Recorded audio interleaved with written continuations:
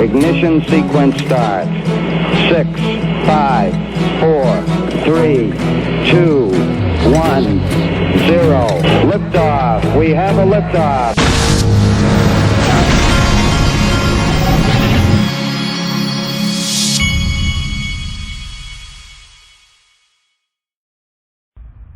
Hey everybody, this is the Digital Asset Investor, and I could get in trouble here by talking a little too loud. It's early in the morning, but that's okay. We're going to take the chances, the things I do on this channel. Now, I went down to my hunting and fishing land day before yesterday. Something's ringing in my office, and I don't know what it is. Anyway, I went to my hunting and fishing land, and the ProCoinNews.com is the official sponsor of the Digital Asset Investor Hunting and Fishing Club. And I was about to leave, and I had my shirt on, and some bug, either a spider or a hornet or something, stung me. He either got under my shirt or stung me through my shirt, and it hurt so bad. So that is the official spider bite or bee sting of ProCoinNews.com. Go visit ProCoinNews.com. All right, check the. I mean, the reason I'm bringing this up is because it just hurts. Well, it doesn't still hurt. It's more like itches now, but it's like a bump. It's like, golly. I don't remember being stung like that before. I mean, it hit me. Okay. Prices on Coin Paprika are pretty flat, not anything too crazy going on right now there. I do want to show you this. This is Lynette Zhang. Listen to what she says in this video clip. Now, if a new system would be made, what role do you think gold and silver could play in it? And what are your price expectations for gold and silver for the next years? Well, I think that history shows us that once one system dies, in order to get the public to trust the new system, gold becomes a component of that system. Until then, ultimately, they take it out again. So I definitely do see a strong role for both gold and silver in the new monetary system. And I think that the global currency is most likely to be the IMF, the International Monetary Fund's SDR. Mm-hmm. And they've talked about having gold as a component of that currency. So I can definitely see that happening. Now, as far as pricing goes, we're really talking about nominal pricing, aren't we? Mm-hmm. And, a rising gold price is an indication of a failing currency. And governments do not want anybody to realize that the currency is failing, because then people would make different choices. So the point is that any new monetary system, gold and silver are going to be a big part of, and that's not going to be any different this time. There's a reason all these central banks around the world have been accumulating gold. But this time it's going to be different. Well, it's going to be different. It's not going to be different in that gold and silver aren't important. They're going to be very important. But it's going to be different in that this time we're going to have a digital currency that bridges the world, and that digital currency is XRP. So what I'm doing is like I keep telling you, I've got Glenn as a sponsor. This is the perfect sponsor for me going into this new system, because gold is gold. You should of course have physical gold, which you can get through Glint, but rolling into this new system, for me to be able to have my Glint debit MasterCard and to have gold that I can buy in my account and then use that card. So now I've got spendable gold and physical gold. The link to this will be in the very top of the description of this video. I just bought some this morning. I wanted to get myself to a good solid amount of gold in there so that I was comfortable going into any situation. But I truly believe that gold, well, I don't believe it, I know it. Gold and silver had been suppressed for years, thanks to JPMorgan and others. But what happens when we go into this new system and all the manipulators are taken out of the situation?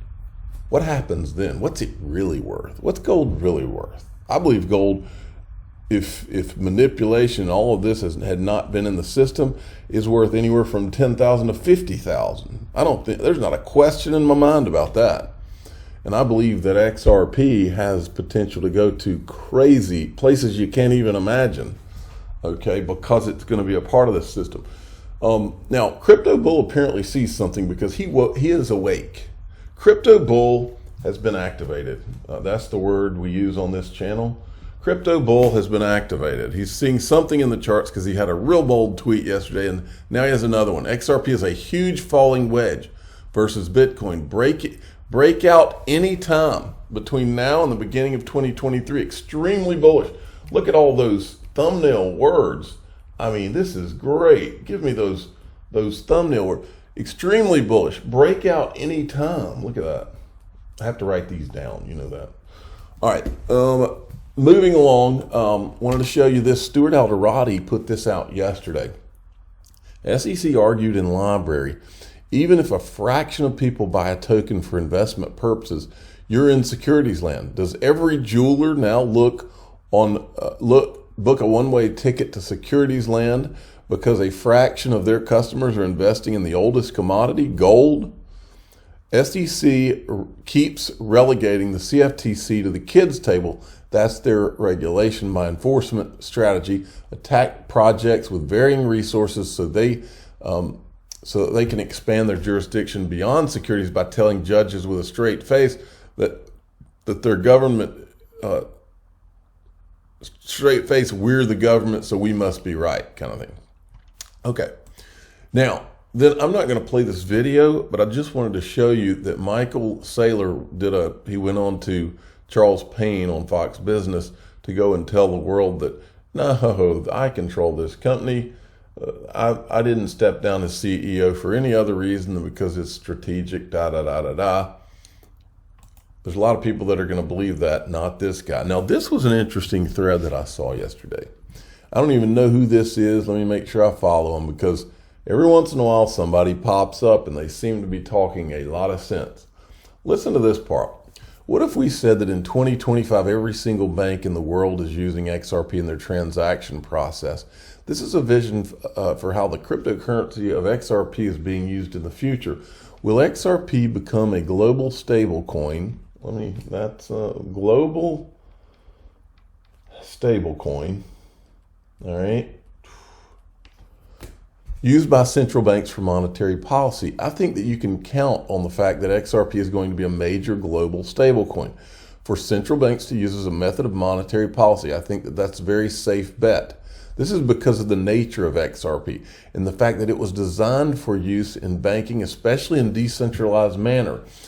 There are some real reasons that they will be taking a look at XRP as a means of stabilizing their currencies. How does XRP solve the Triffin dilemma? XRP is the only crypto that can solve the Triffin dilemma because it is a crypto that does not trade on price but on volume. Under normal market conditions, the volume transacted is higher than the value that is traded. Therefore, users do not pay for value but for volume. The problem arises when transactions are made without volume.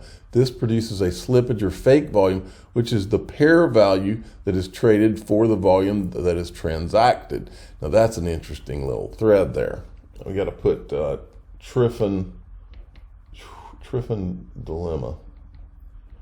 All right, it's a lot of buzzwords in today's. There's a lot of thumbnails now. Check this out by Stefan Huber. This is an interesting little thread.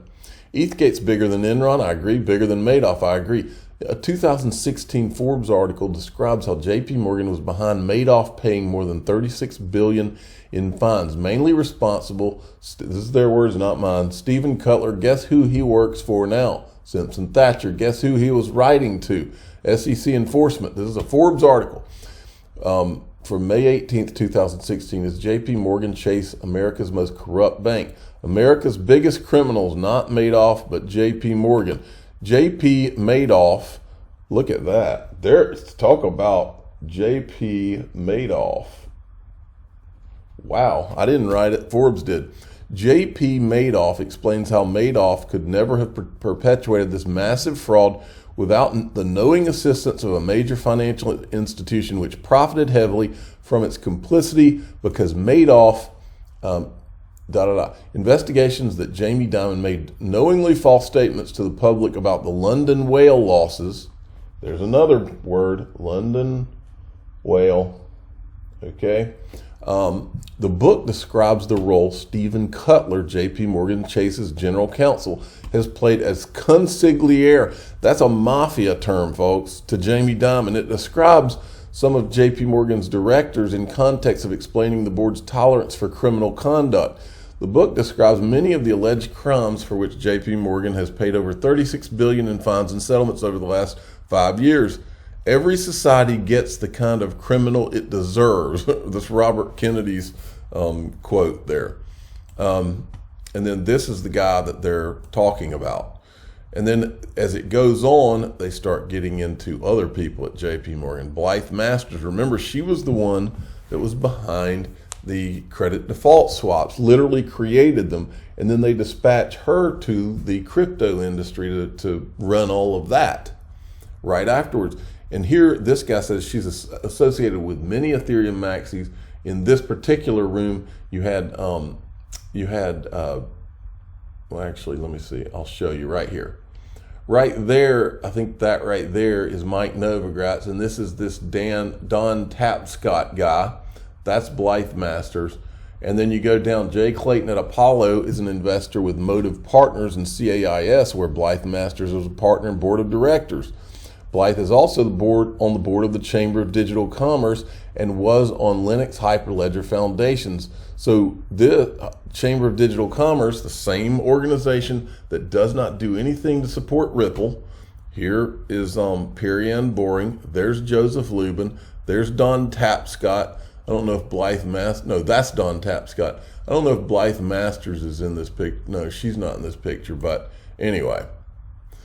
I think you're kind of seeing a pretty complete picture of what we're dealing with here. Now, look at this. Nothing to see here. Consensus and the Chinese University of Hong Kong were just the developers of the Chinese Medoxy COVID-19 digital health passport. I'm going to finish this video showing you, this is just a little bit I'm going to show you of, this is one of Ripple's engineers. Her name is, I don't even know how to pronounce it, but I'll follow her anyway. Listen to this.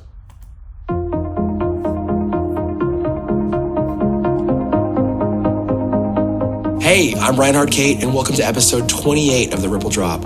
We've got software engineer Mayuka Vidari, who's going to talk everything interoperability with us today. Stay tuned for the drop. Why is interoperability in blockchain important, and is there any blockchain that's suitable for all projects? Interoperability in blockchain is important because you can't really have one blockchain that's suitable for everything.